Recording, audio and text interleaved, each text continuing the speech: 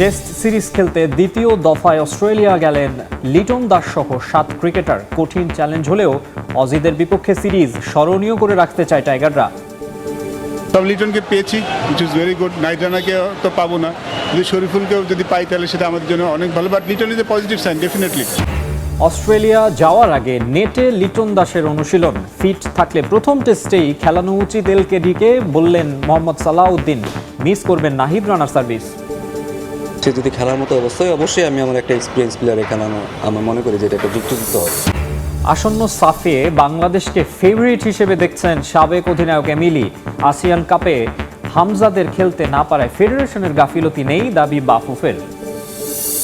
অস্ট্রেলিয়ার বিপক্ষে টেস্টে কঠিন চ্যালেঞ্জের মুখে পড়বে বাংলাদেশ, তবে জয় অসম্ভব নয়। দ্বিতীয় বহরে দেশ ছাড়ার আগে মাউন্ট মঙ্গানুয়ে ঐতিহাসিক টেস্ট জয়ের কথাও স্মরণ করিয়ে দেন জাতীয় দলের প্রধান নির্বাচক Habibul Bashar Suman. 2 match test series খেলতে রোববার অস্ট্রেলিয়া গেছেন লিটন দাস সহ 7 ক্রিকেটার। 5 বছর পর সৌম্য সরকার ফিরেছেন টেস্ট দলে, সেটাও মাইটি অস্ট্রেলিয়ার বিপক্ষে সিরিজে। যেই সিরিজ নিয়ে বিস্তর আলোচনা।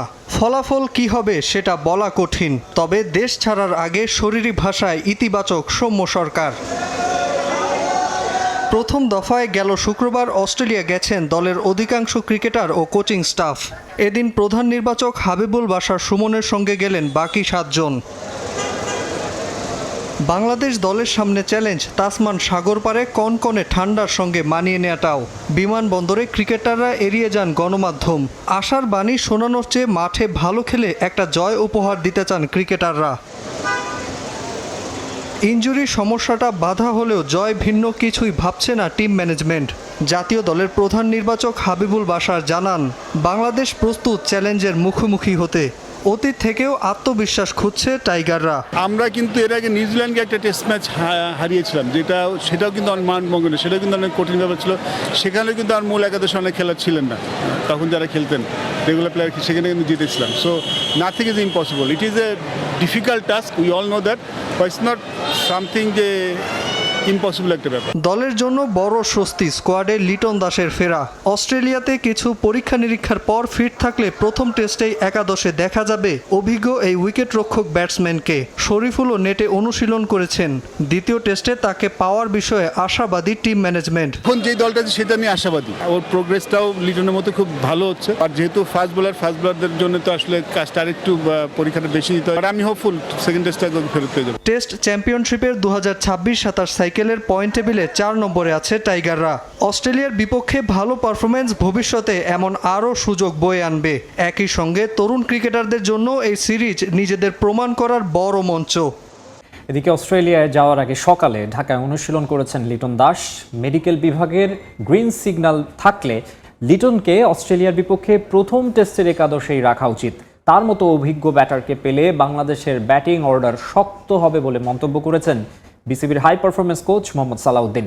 অজিদের বিপক্ষে নাহিদ রানার পেস বোলিং মিস করবেন বলেও জানান তিনি। তবে অন্য বোলারদের জন্য এই সিরিজ দারুণ সুযোগ হিসেবে দেখছেন সালাউদ্দিন।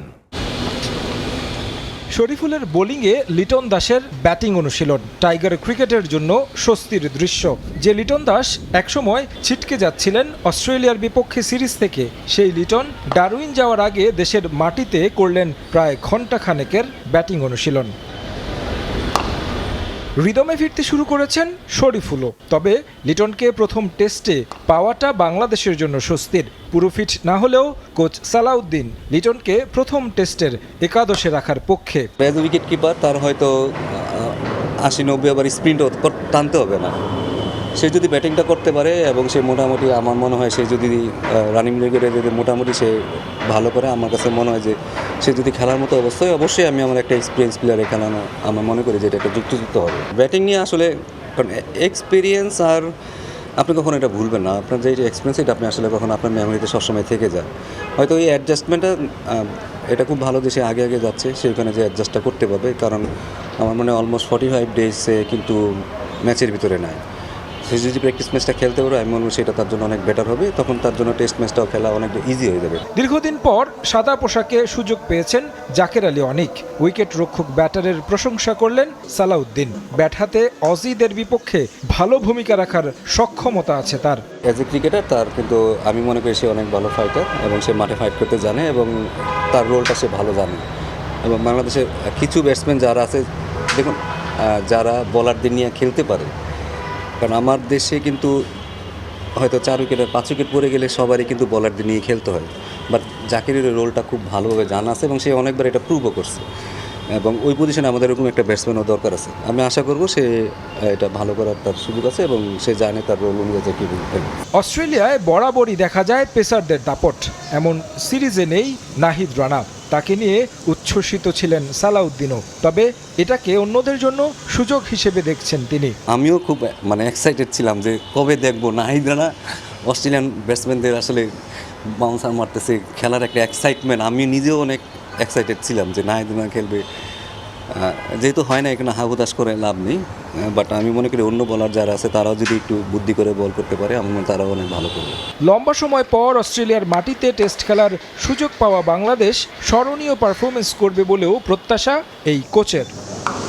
সবকিছু বদলে নয়, বরং স্টোকস ম্যাককালামের বাসবল টেকনিকের উপর ভিত্তি করেই নতুন ইংল্যান্ড দলকে গড়তে চান জো রুট। তবে এই কৌশলে আরও পরিণত হতে হবে বলে মনে করেন রুট।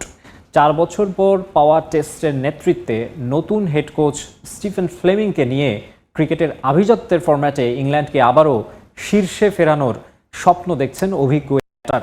আগামী 19 আগস্ট পাকিস্তানের বিপক্ষে টেস্ট সিরিজ দিয়েই শুরু হবে রুটের দ্বিতীয় অধিনায়কত্বের অধ্যায়।